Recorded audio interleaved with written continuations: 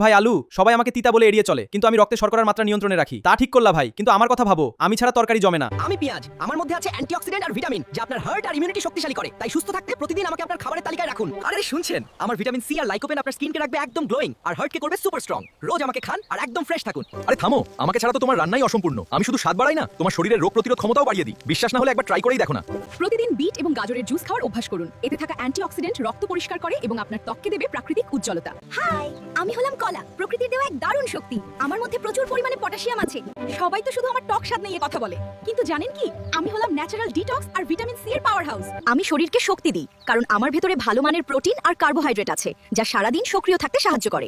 আমি তোমার শরীরের জন্য ছোট কিন্তু শক্তিশালী এক খাবার। আমি প্রোটিন দিই, যা তোমার পেশি গঠন ও শক্তি বাড়াতে সাহায্য করে। আমি তোমার পেশি গঠনে সাহায্য করি, ভালো হজম আর ওজন নিয়ন্ত্রণে সহায়তা করি। আমাকে খাও, আমার মাঝে প্রোটিন, ভালো ফ্যাট আর ফাইবার থাকে, যা শরীরে শক্তি দেয়। আর এমন মজার মজার টিপস পেতে 1 মিনিট হেলথকে ফলো করে দাও আর তোমার বন্ধুদের শেয়ার করে দাও।